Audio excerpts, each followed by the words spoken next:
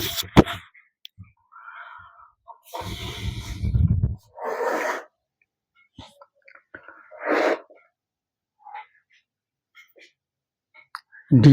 friends, this is the last chapter of grammar, and just we are going to try the chapter syntax, or the other name of this chapter is subject verb agreement. तो friends, ये सबसे अंतिम chapter है, grammar का अंतिम chapter है, and by the grace of God just we have been reading and teaching. I have been teaching, you have been reading, and that's the grace of God that we got so much time and so much grace that the last chapter now is present before you. तो ये ऊपर वाले की कृपा लोगों ने एक नया चैप्टर और अंतिम चैप्टर शुरू किया जिसका नाम है सिंटैक्स। उसको कहते हैं गोल्डन रूल ऑफ इंग्लिश भी कहा, गोल्डन रूल ऑफ ग्रामर भी कहा जाता है, गोल्डन रूल ऑफ ग्रामर। दोस्तों, इसमें होता क्या है कि आपने जो कुछ भी पढ़ा है, what ever you have studied till now, then we have the refinement of all those rules, whatever we have known.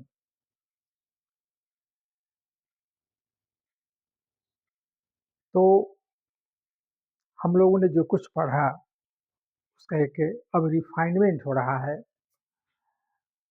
सीधा सीधी बात ये समझे हम, सीधी बात ये है कि आपने जो कुछ पढ़ा अब उसमें कुछ सुधार की आवश्यकता है, कुछ विशेष बात जानना है। तो स्टूडेंट्स, एक ये सबसे बड़ी बात क्या है कि सब्जेक्ट वर्ब एग्रीमेंट का मतलब क्या हो गया कि सब्जेक्ट और वर्ब के बीच में एक समझौता है। सब्जेक्ट और वर्ब के बीच में एक समझौता है। समझौता हुआ क्या है कि सब्जेक्ट को वर्ब को सब्जेक्ट के अनुसार चलना पड़ता है।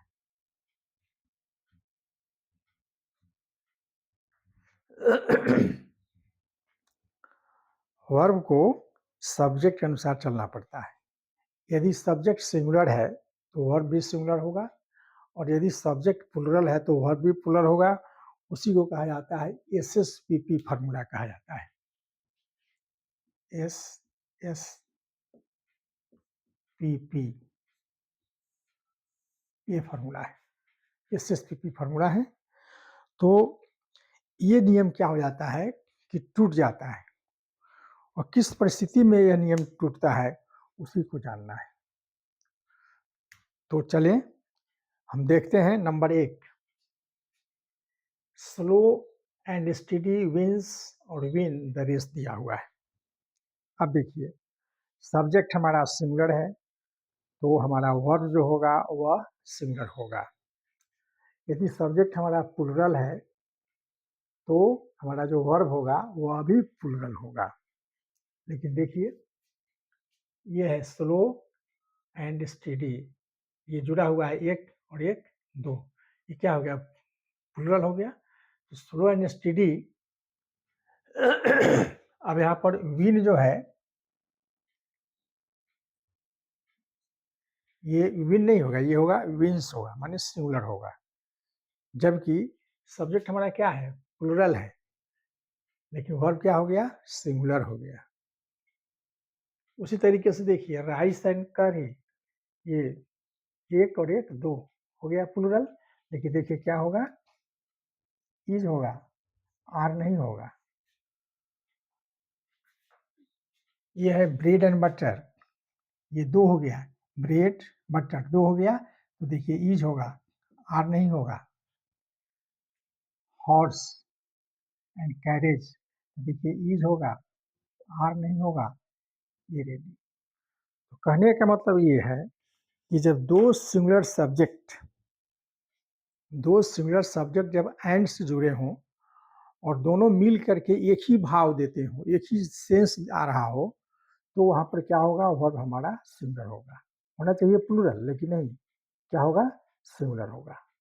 अब जैसे मान लेते हैं स्लो स्टडी का मतलब क्या हो गया, धीमा परंतु लगातार, जो चलता है वही बाजी जीतता है। यहाँ पर ये स्लो स्टडी दोनों एंड से जुड़ा हुआ है, लेकिन दोनों मिल करके एक भाव देता है, धीमा परंतु लगातार। ये है भात और कढ़ी, ये दोनों एक ही का सेंस दे रहा है। ब्रेड एंड बटर, रोटी और मक्खन, ये भी एक ही सेंस का दे रहा है। ये घोड़ा और गाड़ी एक ही होता है, घोड़ा गाड़ी एक ही होता है। तो दोनों मिल करके एक ही सेंस अगर दे रहा हो तो हमारा क्या होगा, वर्ब होगा सिंगुलर। अब आते हैं नंबर 2।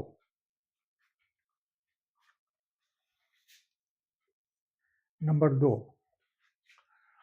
ईच मैन हैज या हैव ए कार है, तो ईच मैन यहाँ पर क्या होगा, हैज होगा, ये हैव नहीं होगा। एवरी हाउस ईज होगा, आर नहीं होगा। तो कहने का ये मतलब हो गया कि ईच के बाद आने वाला जो नाउन है, देखिए नाउन क्या है, नाउन क्या है, ये दोनों नाउन क्या है, सिंगुलर है। तो ईच के बाद देखिए ईच मैन हैज, माने ईच के बाद नाउन भी आया सिंगुलर और हमारा हेल्पिंग वर्ब ये भी आया सिंगुलर।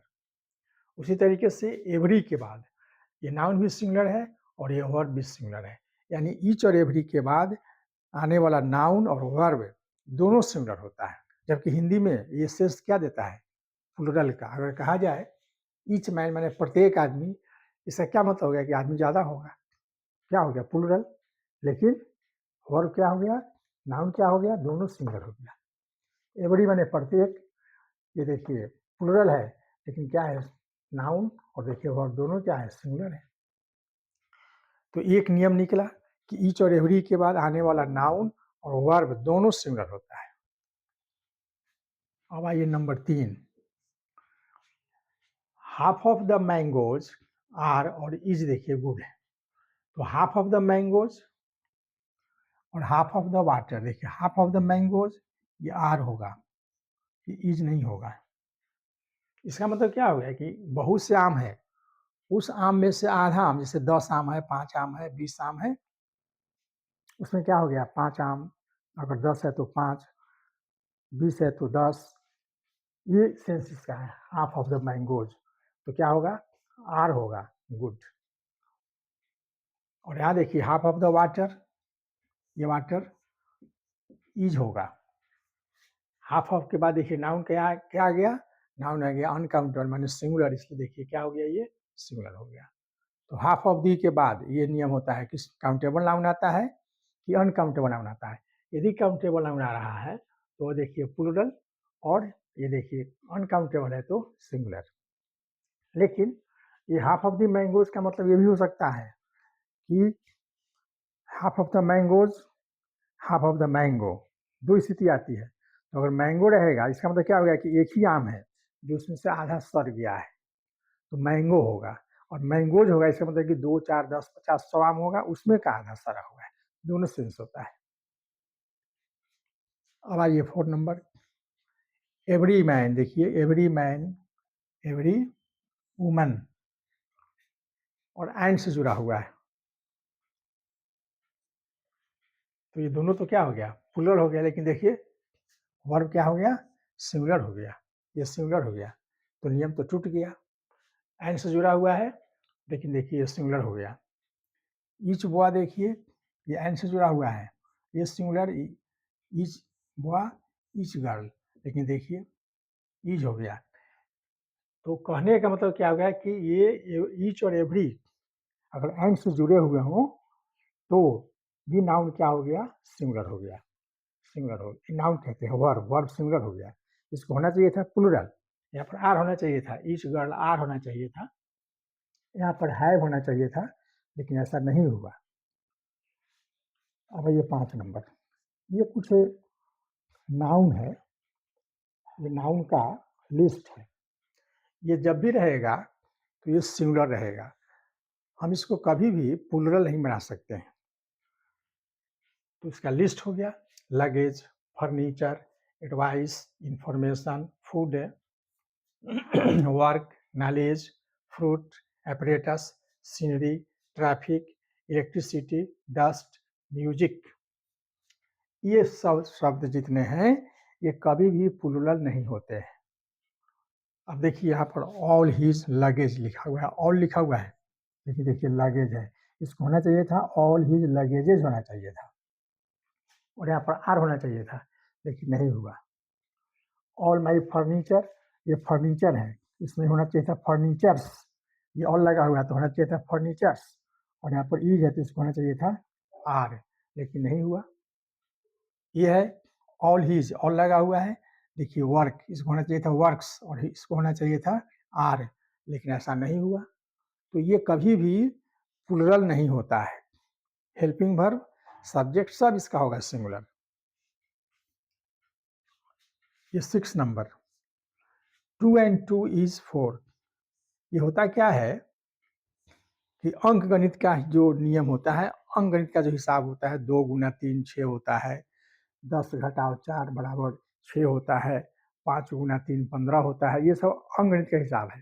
तो अंक गणित के हिसाब में क्या होता है कि सिंगुलर वर्ड का प्रयोग होता है, हालांकि प्लूरल का भी प्रयोग होता है, दोनों को सही माना जाता है, इसलिए इसमें कोई कंफ्यूजन नहीं है, हम दोनों लिख सकते हैं। तो देखिए यहाँ पर ईज है और आर है, दोनों है, ये दोनों सही होगा, ये ईज है और आर है, ये दोनों सही होगा। चलिए हो गया। अब आइए वन ऑफ दी के बाद देखिए, one of the, one of the के बाद जो नाउन आया क्या है, प्लूरल, प्लेयर्स, तो यहाँ पर आर होना चाहिए था, लेकिन क्या है, ईज है। वन ऑफ दी के बाद देखिए टीचर्स, और देखिए ईज है। कहने का मतलब कि वन ऑफ दी के बाद आने वाला नाउन होता है प्लूरल और वर्ब होता है singular. 8 number, a number of boys are 30। देखिए ए नंबर ऑफ होता है और एक द नंबर ऑफ होता है, एक हुआ ए नंबर ऑफ और दूसरा हुआ द नंबर ऑफ। तो ए नंबर ऑफ को माना जाता है प्लूरल, ये होता है प्लूरल। तो देखिए बॉयज प्लूरल, आर प्लूरल, लेकिन द नंबर ऑफ को माना जाता है, द नंबर ऑफ को माना जाता है सिंगुलर। लेकिन देखिए यहाँ पर क्या हो गया, हेल्पिंग वर्ब हो गया सिंगुलर, तो the number of boys is हो गया और ए नंबर ऑफ बॉयज आर हो गया। ए नंबर ऑफ के बाद हेल्पिंग वर्ब या वर्ब क्या होगा, प्लूरल, लेकिन दी नंबर ऑफ के बाद हेल्पिंग वर्ब या वर्ब क्या होगा, singular. 9 number, more than, more than के बाद देखिए मोर देन 50 बॉयज, ये देखिए हैव लिखा हुआ है, मोर देन 50 बॉयज के बाद वर्ब क्या हो गया, प्लूरल, लेकिन मोर देन वन बॉय के बाद देखिए क्या हो गया, है, ये क्या हो गया, सिंगुलर हो गया, सिंगुलर हो गया। तो कहने का मतलब कि मोर देन के बाद यदि आने वाला नाउन प्लूरल हो तो वर्ब भी प्लूरल होगा, और मोर देन के बाद आने वाला नाउन यदि सिंगुलर है तो वर्ब भी सिंगुलर होगा। 1 और 2, 1 और 2, देखिए 1 और 2 बॉयज आर प्लेइंग, 1 और 2 बुक्स आर लॉस्ट। मैंने कहने का मतलब ये हो गया कि 1 और 2 के बाद जो नाउन होगा वह भी होगा प्लूरल, और जो वर्ब है वो भी होगा प्लूरल, 1 और 2 के बाद। देखिए 1 और 2 के बाद हो गया। 11 number, the typing of the letter is है, the pages of the book are है। देखिए कहने का मतलब कि ये टाइपिंग क्या हो गया, नाउन हो गया, ये ऑफ प्रीपोजिशन हो गया, ये द लेटर क्या हो गया, नाउन हो गया। तो ये कहने का मतलब है कि noun plus preposition plus noun अगर आता है तो पहले ऑफ के पहले जो नाउन आएगा, माने प्रीपोजिशन के पहले जो नाउन आएगा उसके हिसाब से वर्ब होता है। तो यहाँ पर ये सिंगुलर है, तो देखिए सिंगुलर हो गया। लेकिन यहाँ पर देखिए ये प्रीपोजिशन है और इसके पहले क्या आ गया, प्लूरल, और ये क्या हो गया, सिंगुलर हो गया। तो देखिए हमारा प्रीपोजिशन के पहले जो नाउन आया उसके हिसाब से क्या हो गया, आर हो गया। प्रीपोजिशन के पहले वाला नाउन क्या है, प्लूरल है, इसलिए भी क्या हो गया, प्लूरल हो गया। कहने का मतलब कि noun plus preposition plus noun रहे तो प्रीपोजिशन के पहले वाले नाउन के हिसाब से वर्ब सिंगुलर होता है या प्लूरल होता है। तो ये हमारा हुआ करीब 11 रूल्स हुआ। इसके बाद हम आपको नेक्स्ट वीडियो में कुछ और रूल बतलाएंगे जिसकी चर्चा करेंगे हम नेक्स्ट वीडियो में। तब तक के लिए जय हिंद, जय भारत।